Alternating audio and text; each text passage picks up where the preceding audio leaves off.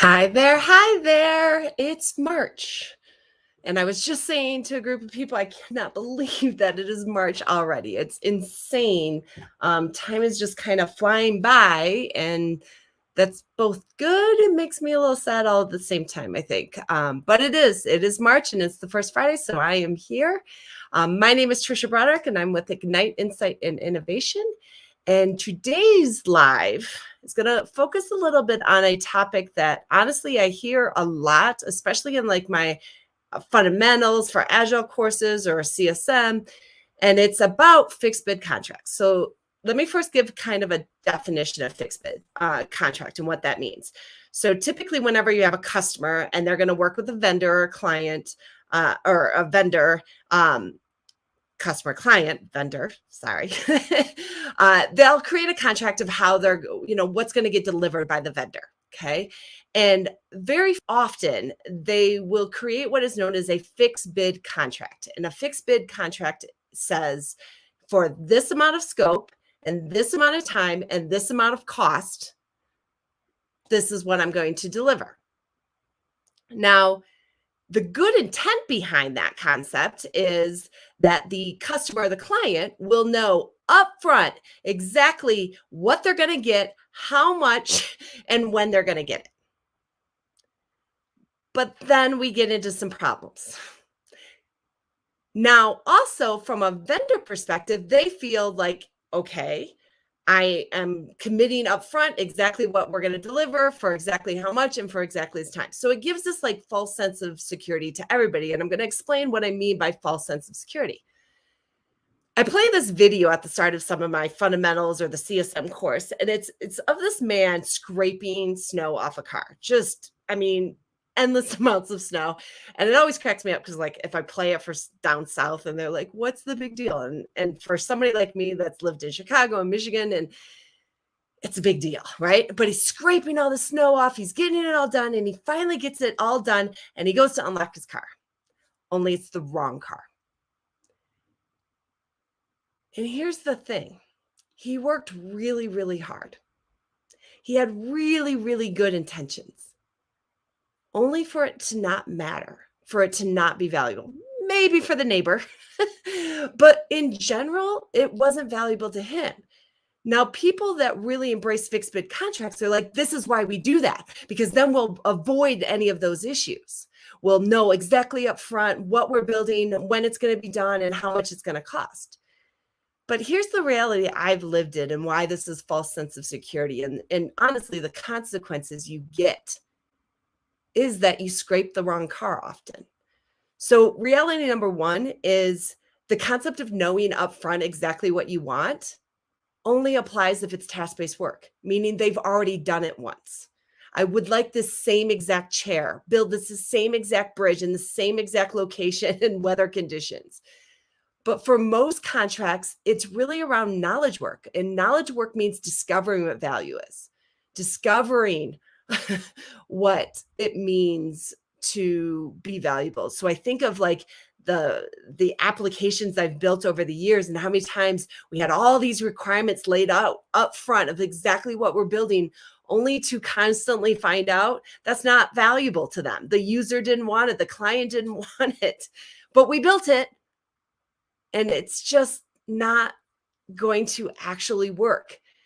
Chances are, if it's task-based work, then they will know upfront exactly what they're building. But if it's knowledge work, they have a vague idea of what they want, and they need to discover value.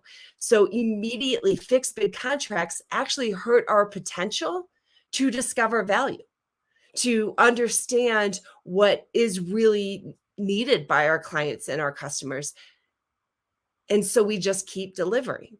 It actually leads to kind of ties right into point two and leads into that loss of value in itself is a problem.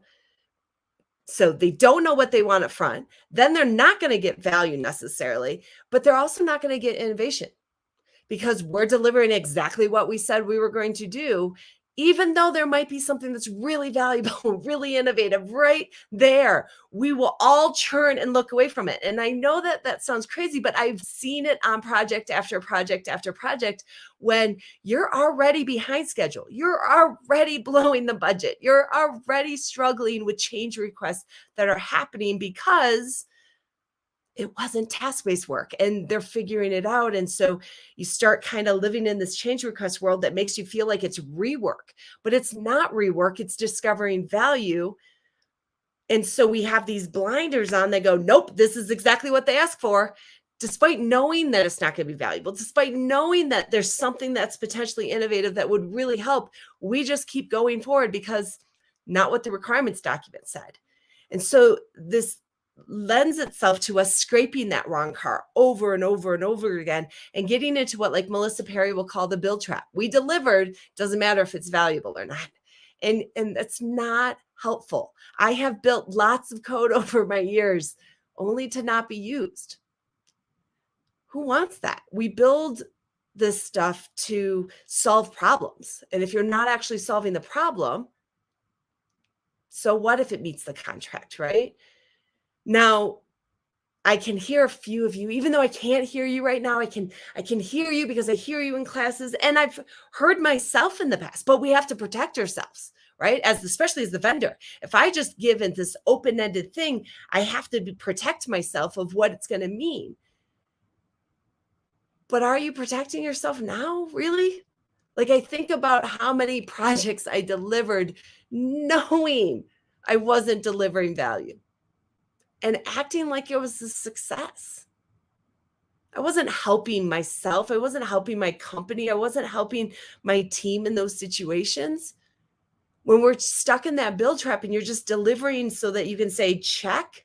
Look, I love a good check mark myself, but it's not necessarily value. It's not preventing scraping the wrong car. And so what are you really protecting? You're not protecting the customer. You're not really protecting yourself because we've all been in the change request game, right? Who's going to cry? Cry first. Who's going to give first? Who's going to admit that something needs to change first? Because we knew that up front, those weren't going to be the requirements that are likely value. So we end up playing this game, and in the end, everybody loses. The customer loses in terms of not getting value. We lose in not feeling proud of what we're delivering. So that for what purpose? Well, it protected us, but did it really? Didn't our brand suffer? Didn't our motivation suffer? Didn't our customers suffer? So what are we really protecting with that? And we have to really stop thinking about the damage we've done with this game of pretending like foreign knowledge work, fixed bid projects where we can fix everything right up front is the best way to go for them or for us. It doesn't work. And here's the thing that I hear when it comes to the protection dynamic of, but Tricia, if we just have an open-ended contract to do stuff, how do we manage that? How do we make sure we're not taken advantage of? And I get it. Like there's a lot of mistrust, partially because we've been playing this game of fixed bid contracts for knowledge work for a really long time. But it is a partnership. And it is looking at how do we kind of format that contract in different ways that maybe it's not TMI gives the vendor an endless, budget to work from, but actually gives you an option to say, this is enough value and we can end early. And I know that sounds idealistic and not realistic. And I've been that person that's argued that myself as someone that wrote a lot of statement of works for a lot of consulting companies. But I've also been part of really big contracts, like with government to replace Medicaid systems, where the contract didn't rule how we behaved in that project, where we chose collaboration first, where we chose partnership, where we chose value. And every time we've done that, the project's been successful. And every time we chose the contract and trying to change requested or still just deliver for that check mark, we scraped the wrong car. I know it's the industry quote unquote standard. I know that there's a good intent and narrative that it's helping to prevent issues. But when was the last time the project delivered according to that fixed scope either? When's the last time you didn't have change requests in those fixed bid projects? When's the last time any of those things didn't already happen? So instead of setting yourselves up to where that's a negative, set it up to where look at different contract opportunities. And I am not an expert in this. I will defer to lots of different alternatives that are out there beyond just time and materials type contracts. There are lots of people doing work in agile contracting and different ways to do it. And honestly, in a lot of cases, my contracts are I deliver value. Like I deliver, this information and this value. And if you're not gaining from that, then this partnership's not working versus going, here's this very objective checkmark deliverable of a document you give me, because that's what helps us get to that build trap where we're just delivering, where we're scraping the car and not even asking along the way if it's the right one. If it's the right thing to be building, if it's the right quality, if it's the right value. And contracts play a big part in how we behave. It's just like metrics. People behave on how they're being measured. Contracts are a huge way of measuring. So you need to make a conscious choice of, if it's task-based work, fixed bid, project, contract away. But if it's not, be really honest about what the consequences are to starting off with that fixed bid contract approach. Are you willing to take those consequences of scraping the wrong car, of not being innovative, of setting up for not collaboration, but contention often in terms of change requests and what that means and starting everybody off with that false sense of security only to continue to destroy it along the way when it should have never been pretended in the first place. So I try very hard to keep highlighting these things because I really don't think anybody wins. And I want people to get a little bit more honest and playing less of the game that just continues to make us play the game more, that just continues to make us scrape the wrong car. So if you have good options out there for different approaches to contracts or different approaches to dealing with fixed budget contracts, please share. Please, I'd love to hear them, because this is definitely a topic that continues to come up. And I wish I had a better answer sometimes than just don't do it, because I know that's not super helpful.